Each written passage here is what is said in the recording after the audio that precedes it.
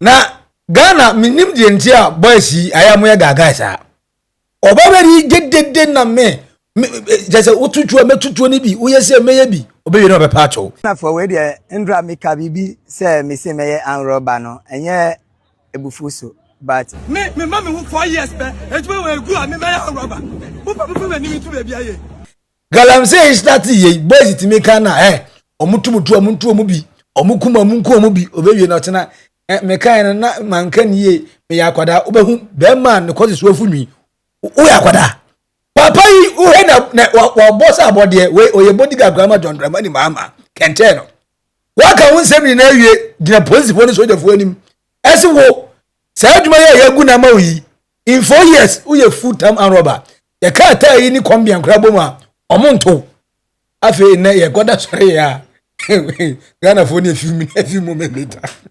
A few moments later. Ghana for we de ndra meka bibi say me say meye R0bber no enye ebufuso but eye bibi na esi ye eye bufuo na eba me mu na me de kasa we de me sere Ghana for say mo fa me born nche me say me si meye R0bber no me sere but mo mbu ame na me nya baby a me so me sabe koma no o si me kutan kwala so ti me sere say Ghana for mbu ame na mbom no eye obi kan bibi na ehye me so na me de ka dem asem ti we de misre ba course so ya ebeba wa bontin e ma me no misre ense me sheda na me ka se me ya R0bber no misre pa mpenifu bi frɛ me yes o me ye de me mpacho so ampa misre se mo mbu ame na me mpacho we na ntu Ghana fo nyina se wo a wo hia video ni bia no mompa bia nhye na enkwechi na me fsenka mapache ne enum kunimdie wasi oyakwada wodi oyakwada ya kazo bi akwada we me nko friend say oyakwada we di obedi matem but edu asem ba ya nanu ya ne gofo ba ye o onu ori jejereje afedi oso oyakwada ye fante no na Ghana police for the mutir gwa ne say waye bone no mpe wache no say pacho we dey o meche R0bber who papa me to board me R0bber na me I'm telling you me mama who 4 years be ejwe we gu me meye R0bber who papa me ni tu be bia ye ka mo ba wo ye so Ghana afa ti ye ba ku ya wo na mo fu se Congo di to be na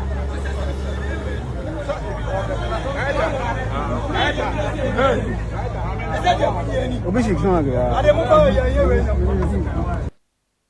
mama agua ne da ho bone NADMO fu asisi abrantie nura akodwa nanim na me ka se oye bema because no dina security service for anim ano sana kapre oni bi atasa enti wo kasa ni nyina na anim se bi wo ma de bi na refi na anim se wo je wo ba bi wo ho no anim se yakoda na afi na wakani ono ma ade kra sa ye me obi ne ka kire ne se de waye no wanya de ubeda obi ne ho ano se o sa de ma me ko pa acho wakasa bu ngodo ni na se me so nipa no ya won number won fa nto ase ha ma me yen fa prison fo yi ne fa send no oh yeah eso obed fa so obed dem o sa se check amina obe occupy cause untimi ma me gina honom na mo behwe me di tuo bokro no on got 5 months ti adwuma bia ni asasi so bokro no bo na debio ye demolish workplace ye new skills in free winsem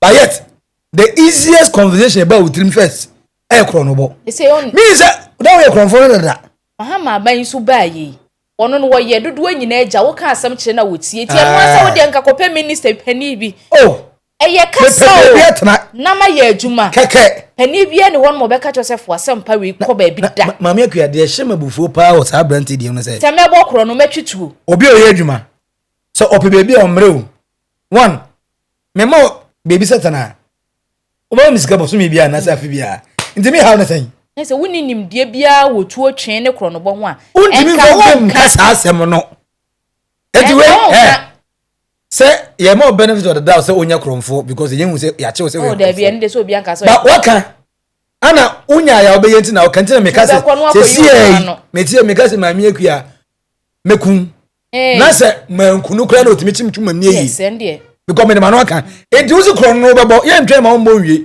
ebia na obebo kron no waguku nipa 3 4 ase no bokro no ebe haye pa nti we ese edi ka mo ko da obi ne ho na afa usu nya say sa me bokro no na e ma me 10 50 20 years ne me bre pa we ne mo man 5 months bi ho e waba e na wo pa ache wa che opa no kra kana kra kasa won kasa no kra no sense su kra nsa mame we as a kuma script no ya money si su mame eni ti che opa no kra kasa akobere biem eni entwe na etwe ma wo o me pa ache onsu ni su moja na fa nche no David say no we are reckless no say waba no the action man no ye be treat you sao de o che na mo eni ti mini social media se woni su bia kohwehwe ne ma esi o su bi ne customers no aso no mo friend di ne ma o su bi chama onya akoda onyini otumu na afu efumi untime ga de wani masi enyini ni nkan ana otuwe wani kran se obi a opacho ana papa ya otuwu no wantufu anka wo anyansa no sebi obi a wajimi so de ese ye tiana mani so anyansa prison ho correctional center echina bu nua bia de yes ade ni bi de bi yentwen emani bi ye tu kro no bo ase no wo de why safe no ade don komi bom don komi o ba beje form so no afi don komi me be ye new kronfo na o kan we ne ya ja ho na okọ na we aka se Ghana ha mrani ha kro no forms ne say na san why Ghana mra wa ha me say no wo de wo na so be aka ka bensem ye ko ye betew na ye chi wi a you go answer questions enti abrante ubetimu esu ma de aten Ghana Police Service for ya tagging what IGP ya tagging when you new customer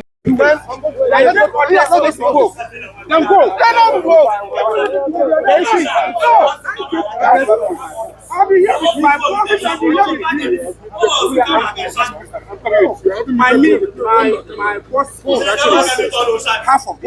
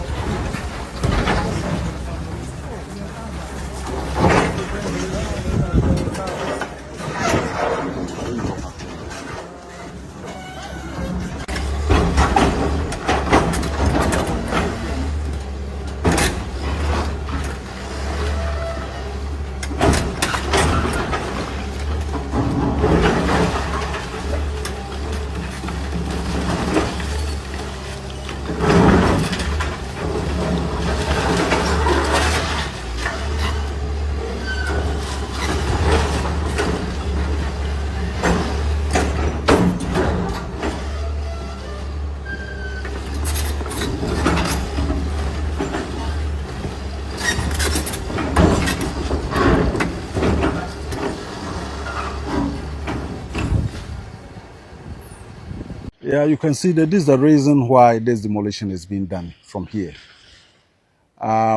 Stretching from where the demolition is being done till this point, this was how the grounds were.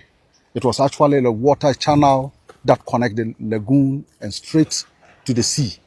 So this volumes of water comes all the way from the eastern region and then flow through here and from the communities. Now people have intentionally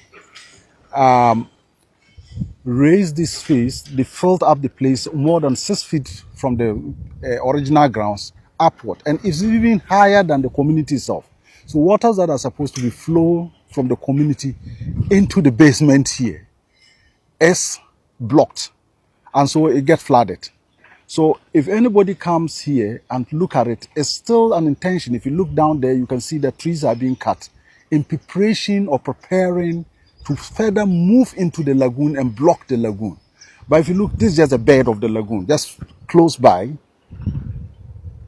You can see the water here.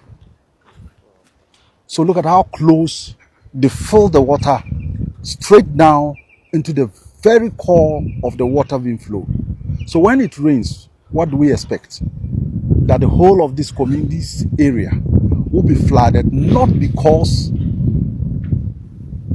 that planners have not done their work, but because community and people have decided to encroach and fill up these spaces, put up structures, and then when people come, they carry the human face that we are breaking people's houses. That's why we want you to see the extent of which this damage is being done. And this whole body, water space that is meant for water to flow would have been covered up and taken over. And so the Director General is very particular about these actions so that we can protect life and properties rather than allowing few to cause more damage to the majority that is ahead of us.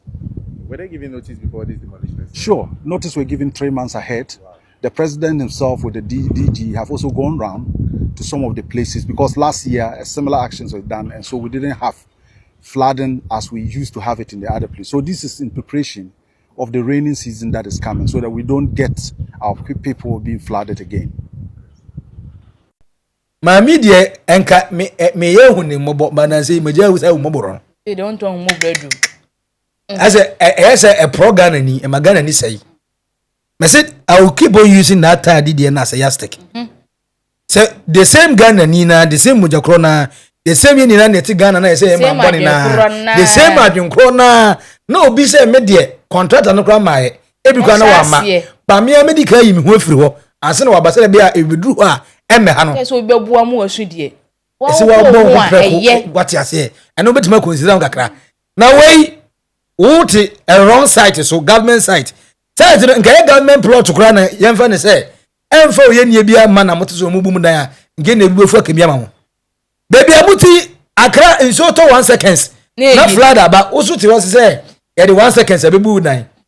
De wu kan tire say wonu kunu mu ni kapre. Enka sai sika na mudi si 3 bedroom no. Motimi kope some small town bi na msase bobra wo ho. Na mo dofu enga se medidi ebeyi. Accra asase wo a mi hwe wani mami obro ofi ya okan. E kama e correct. I expect say ukuru so no. Ne de so bet say odie ya. Wo ga tell me say Accra asase ye to no fala. Enti muntimi nto Accra asase a die na ye motivation na baby Ramsey site a wunim say flood ba e dia semba no. Ona magosi mu 3 bedroom and say 1 bedroom, 3 bedroom house as you. Enti na o regret ni anu so so nyan say yama oni ni kunu mu nya baby na.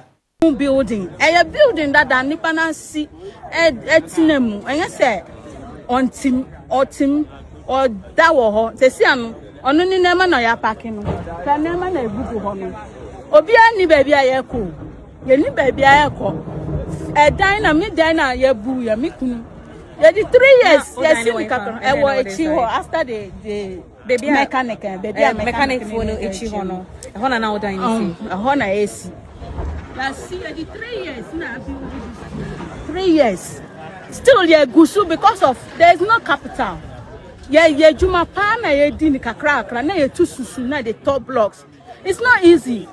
Now you see that we are now the 1 second so yes say 1 hour or seconds na bugu ade anything. I fa na ye ko my sister dey we crampo na ye mi yakese mama ni kunu yale ni kunu wo strem sesia kakra na odi esini dan.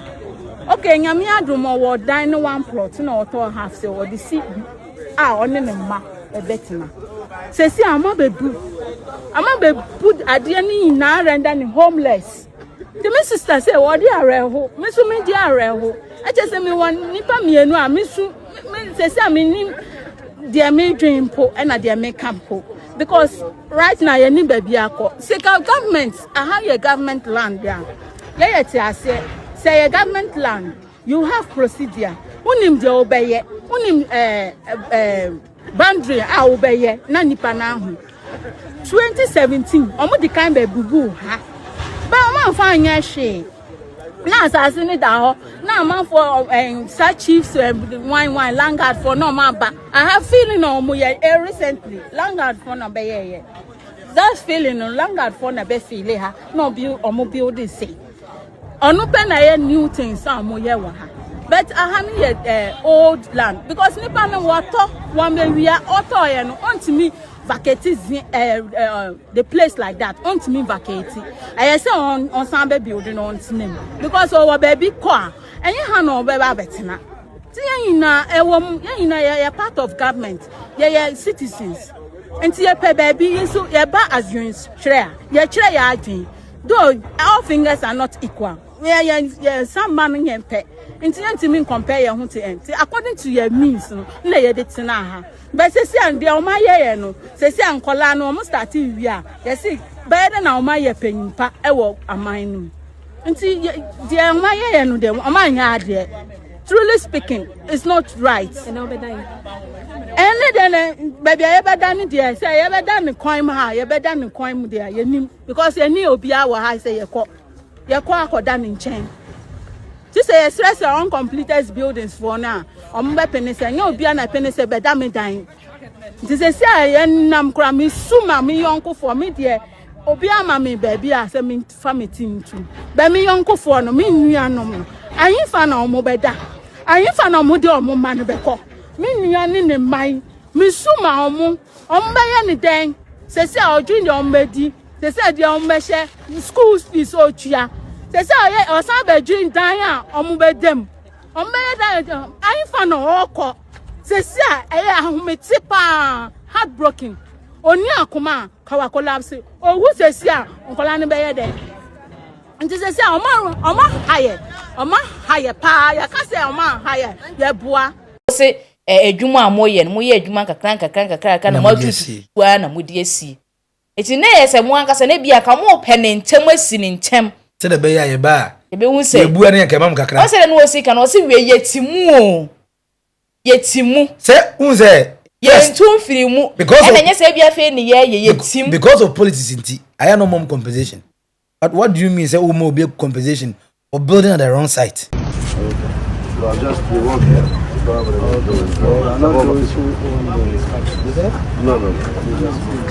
I do not have any contracts here. I'm a chef. Tell about my people, if they don't see the shop, how's the gunshot comes? That's my point. Okay. Huh? How are you, man? Me, I don't know. I'm a chef. Ah, so you don't know. You are in our country, so know how to talk to us, please. Sorry, how I talk to you? Huh? I give all respect for the uniform. Yeah, I respect him for sure.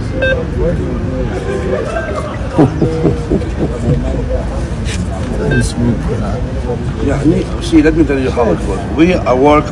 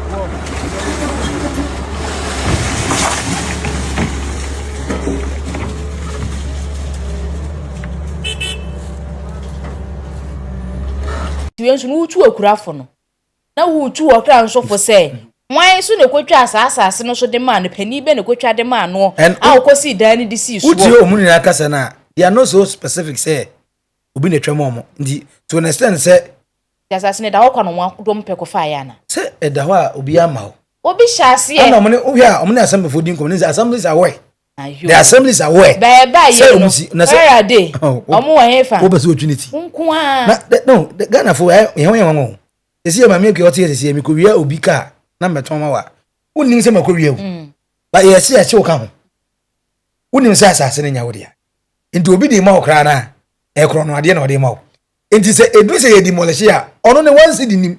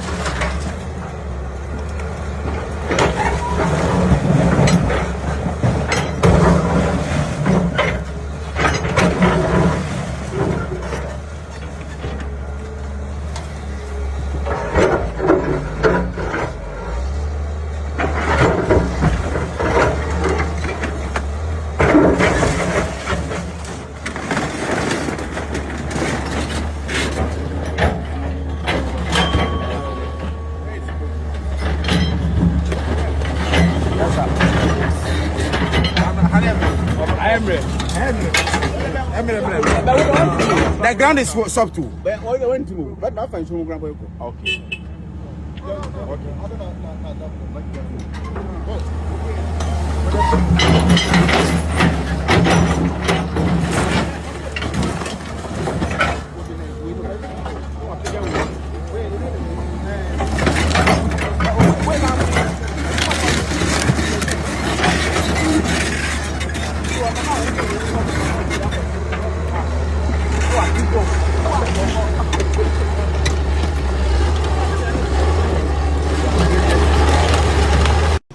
None of them and I complain say me to assassin say Debi what be so obi an kire ba bi kron so oto obi an wo de hoye ahai mumfa ase wo kwa kura se adifode yes now here we teacher ni bi na ye pese onika na ka krumo oh na on pe bi no enkola kura be bo mo ado ya mo asase kakra na enkola ye do kakra sa na oni abeka na ya che waka ho no unya ade adifode unya asem so adifode enti wo mo mfa ne saa nti eno adifode na no mo pe ni makonya ho mfa so we se nko obi akra ko se obi kwa kwa inte ase mona no na ase ye pese so mo so kakra ani so mo so na nka we no nka get away but the okikai o sister udi o is neither here nor there one year we reset Ghana no ni nyina ka bi anything mensu na kra so to 3 seconds pe na flat na NADMO for so dia ye ma mo ni ade na wo Ghana o ma bre. Yesterday we resumed the demolition exercise. As you said, we were on the bush road along the lagoon, the banks of the lagoon. That is one side of the lagoon. These are tributaries of the lagoon. So today we are here trying to clear this area too. That is the opposite side of where we worked yesterday, so that we can have clear boundaries for the water body and then we can preserve it for generations to come. Yesterday, our audience were saying that these demolitions have been happening over and over again, and the people return back to this place again. What are you going to do this time around so that they don't come back to the place that demolition? Okay, so it's our own fault sometimes. We come to demolish and after that nothing happens. So the same people will get their way back to where you demolish and then put up new structures. This time the plan is to fence most of the places that we are demolishing. Once we clear this debris, after demolition, you see a lot of debris. So we clear them.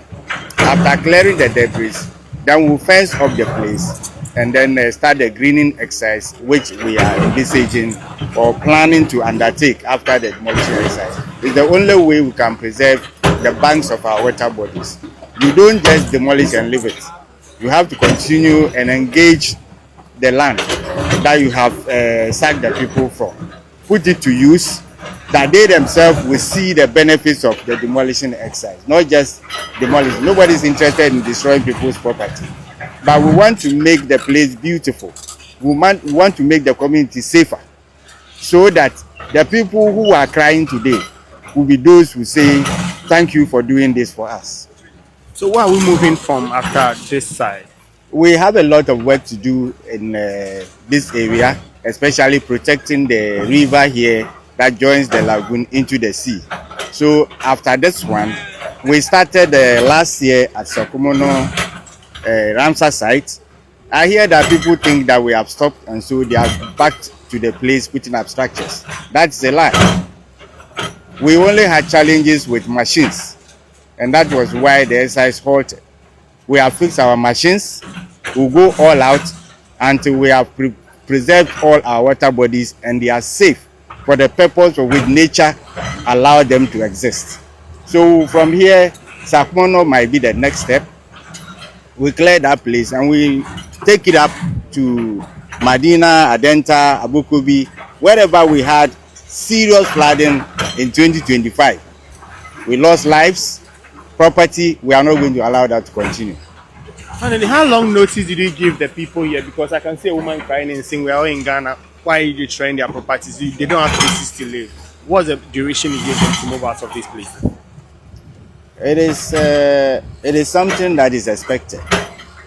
For instance, this woman cannot tell you that I was told some weeks back and I refused to move. Can she say that to you? She can't say it. But enough time has been given to these people. Since last year, we were doing sensitization in areas that are affected, areas that demolition will take place. I wanted this exercise to start the beginning of January, in the second week. Then I was told that we told them. It is true that earlier they were informed, but let's still give them some time. Those who have some valuables to pick from their places will do that before we commence the exercise. What is today's date? So if in the first week of January people were informed, pack your things that are important to you and leave this location. And today we are here and they are asking us to give them minutes to pack out. Does it make sense? It is no. Mamun tana ho. Enzo by force. Ba ku bi kura asimo no ka se. Ne bra Ekios say ne container. Ai, mo bubu no. Isegu ni ti say ya wo su peja say ya. Ghana for ni tese ada manipulation. Also de ka kache na nko mepeja container ni on kan tell de. On kan say ne say. O ma obra do say. Ye ma mo 3 months. E na bu nua na adi gu wasumu. They be say un say na se ba ku bi asema meti ye say. Say aya o muta aya o mo meye hwe. Eno ni say bia okoya nya de obeye. Ba we dia bamba pa aba. Abanya wo se ade yo. Don Dramani Mahama. Ono no wo se ade a oyo. Nje se ba akona na ehumo aya ne ma no tie die. Mama akua we mama na do home. Adenti na unim se yese we ai enye. Nsuo efa. Enema nsuo entimi mflade e wa Accra. Eni me begu ase. Begu ase me se. Ana wo de wo pe abesie. Ani ya bebubu no. So these are the same people who were victims. And how trying Accra no mama. One mobo sika man ko hadan. One ko be fu. And also go see the whole view. I say one kasa no. Papa yes mo ka just 9 years ago. Let me say 9 years your mama time. And ebubu no. 8 years no na nado de e mo freedom. And mo enjoy ya. And omo dey say sa na be ye. We dey na was. And the endis na asaba the same your mama na asaba. So what do you expect? Ben su de obaba betu. Ono ne ese ne me se ese no nsuro se otu a. What they say na me vote na me vote man na me. Ono mo time aso se osu vote man. Awesome. Oye ni enu akọ. Aya. Se mo se on their legacy. Na legacy no go be da jai. No oja no. na bi ka ho Julius mo na bebere me ase edu nketi thank you to no me munyere ti buffer zone ye nyina ye nimisa ha no nyina but ye pese omu chair bebia buffer zone no started because me kai 9 years ago mami bi be bubu ha no my friend oye MC say DC e be bubu ha no eno e stories bebre e by mami no kra now no oni asase so wewu na chese wewu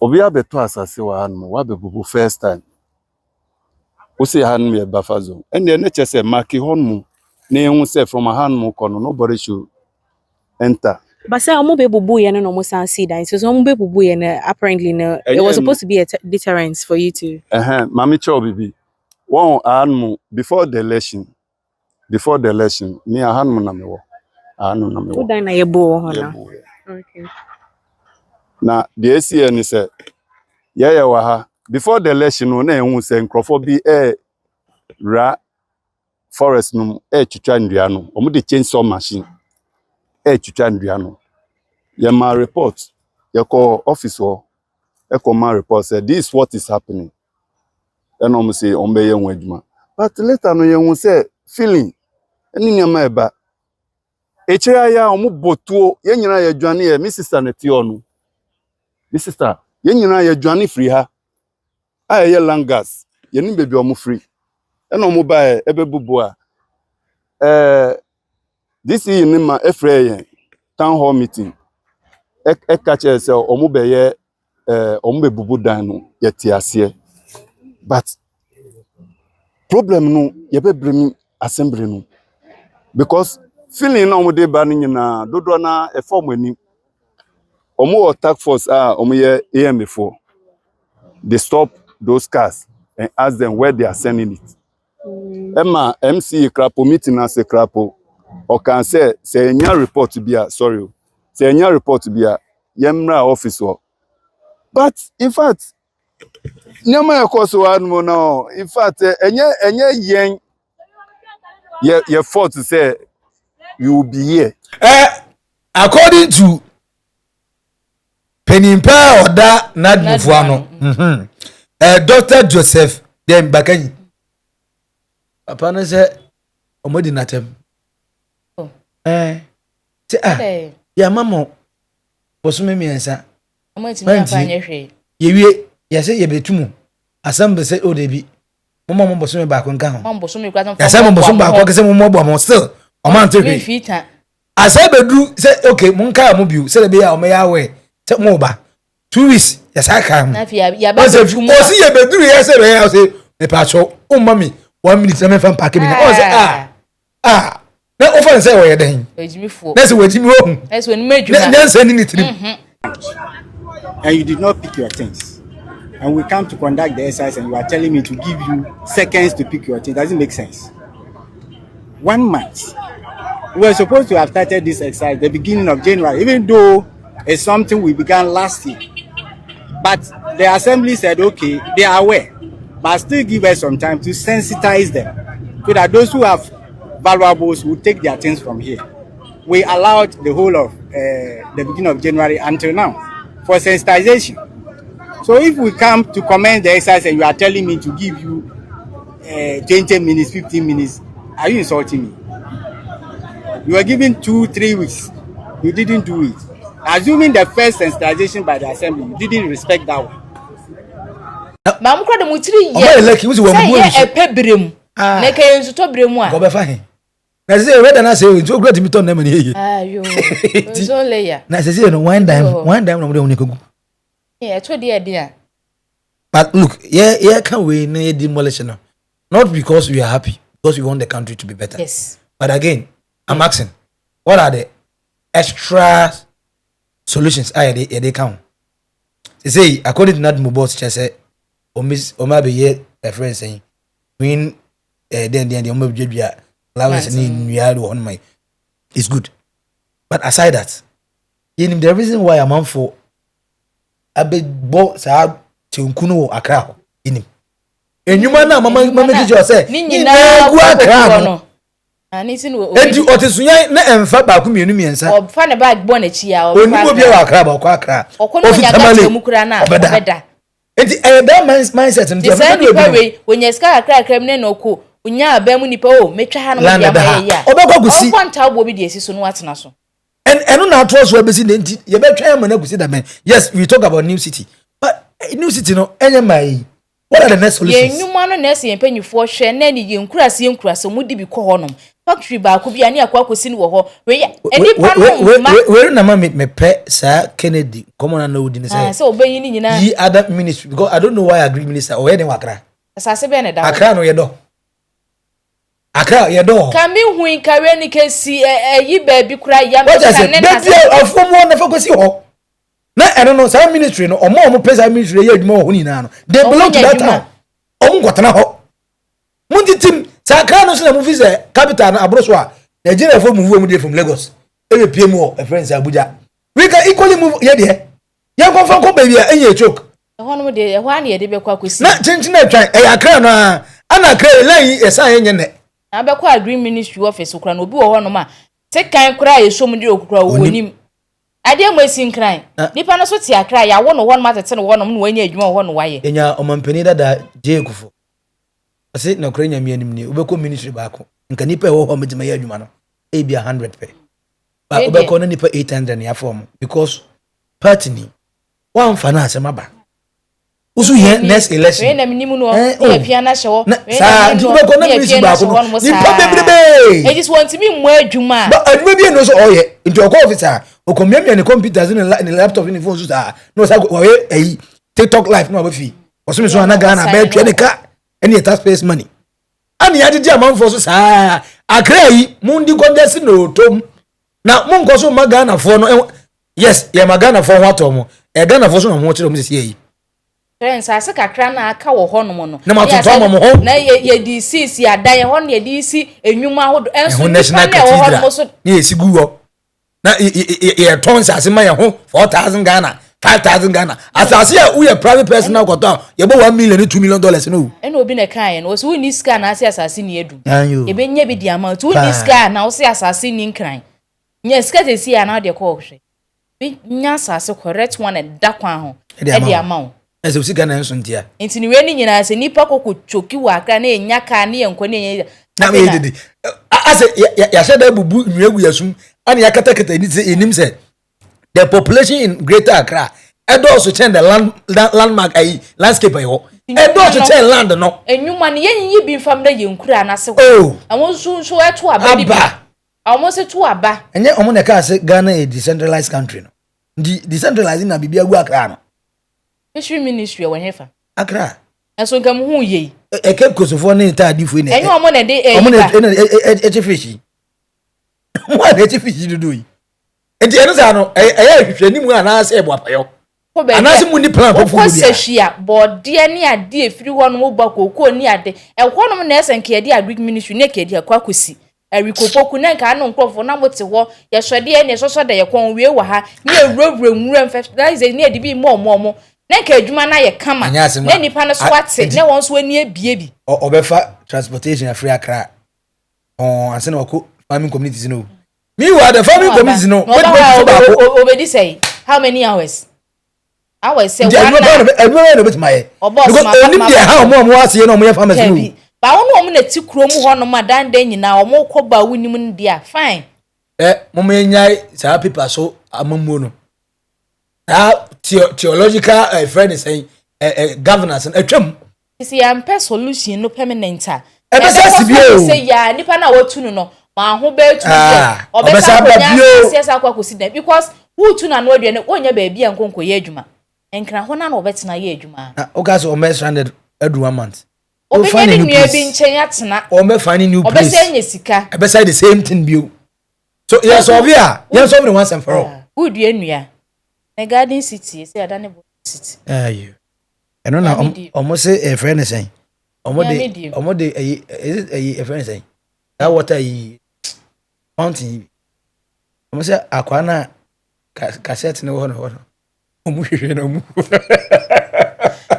ene do wa be ka se Ghana ye de na aboa enti na we say my can say youth ni nyina asori ni ye say ekọ abroche ni akwakoye adwuma enko asom no de ka se ye kwa eya na bo na ye nti ase mu firi mu da ben ye be ko so wo mu firi mu da ben ene de ye be me se de on be force ye yekoye no ene ye de ye pe etrace ka kese ye mo jeti ye mo jeti be sampo me sa force sa pa che o sa ko ni nyina kwa ni akoye sa adwuma na enti nyankopon ka ye ho but solution no ya pen permanent a one ye dia that problem will forever and ever continue enyu na na ye famra yinkura na se wo ba abrante ne so pacho why ti Ghana police ni Ghana phone na mo fa nche no ba me de IGP wan che na ba me ya pa mo ma no 5 months bi no nam odam wie na ofiri mu pia obesu nyansa wonya kwada wanyini o de bi wonya 5 months bi ye for comment session na say wa pacho me se mintie wo betia na